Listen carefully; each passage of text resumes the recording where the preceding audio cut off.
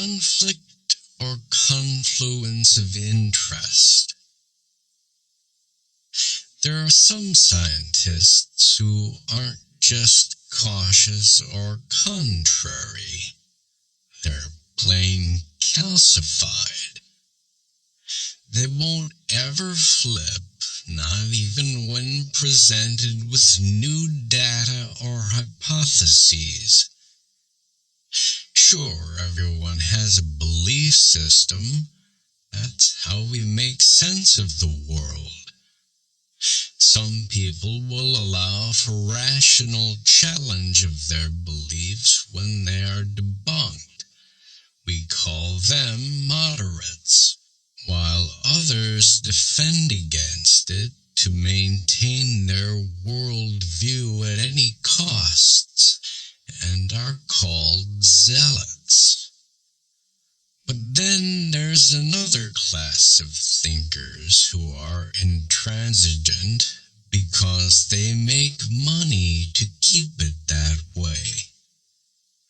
And in the nutrition field, this seems to be the case more often than not.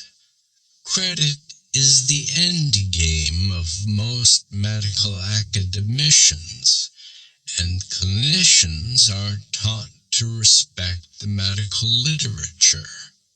But many docs also rely on the lay press, which often gets it wrong depending on who is funding the message. They still follow the advice of their big-name colleagues, but are often unaware of who is paying them. A recent example of zealotry became evident during the 2019 skirmish over whether red meat is good for you or not. A non-profit scientific group calling itself NutraRex, headed by Gordon Guyatt, originator of the grade system of evidence-based medicine, published a meta-analysis in the Annals of Internal Medicine that couldn't conclude that red meat was bad for health. They didn't conclude it was good for health either, just not bad. This article set off a firestorm in the nutrition community, and most worrisome before it was even published.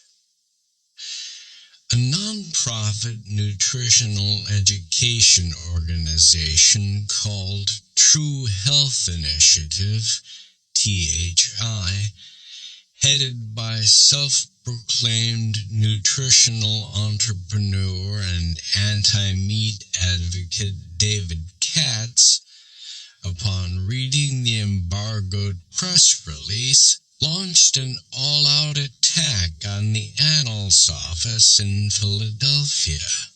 This included an email bot campaign on the editor, spamming, and an unheard-of request for formal pre-publication retraction.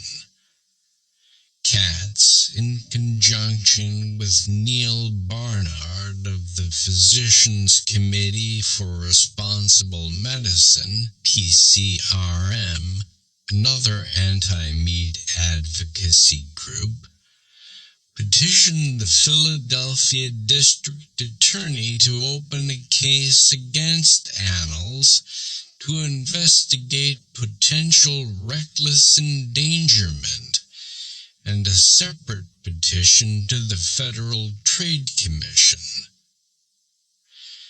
All this about a paper that hadn't even been published yet. Katz himself called Annals a vehicle for information terrorism. Katz and THI don't dispute the science in this meta-analysis.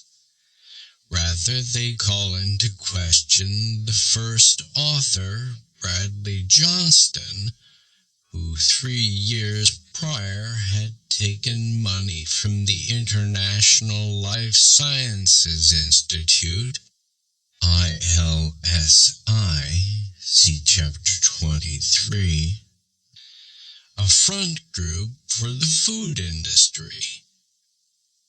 They accused another co-author, Patrick Stover, of having an undisclosed conflict of interest because he is Vice Chancellor and Dean of Texas A&M College of Agriculture and Life Sciences, which had received an endowment to support the International Beef Cattle Academy.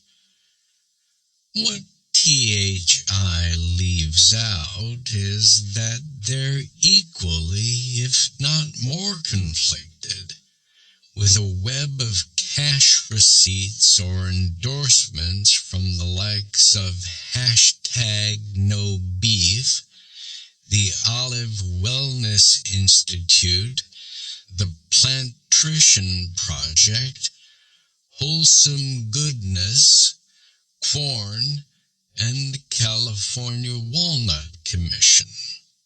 Other THI board members, including former U.S. Surgeon General Richard Carmona, served on the board of Herbalife Nutrition Foundation, and David Jenkins, who penned an article about resisting corporate interests, takes money from Pulse Research Network, the Almond Board of California, the International Nut and Dried Fruit Council, Soy Foods Association of North America, the Peanut Institute, Kellogg's Canada, and Quaker Oats Canada, calling the kettle black.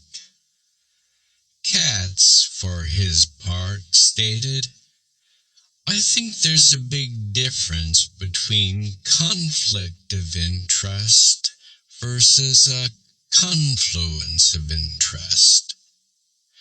The work you do is what you care about. No one's ever paid me to say anything I don't believe. There's nothing fundamentally wrong with industry funding." Is he right?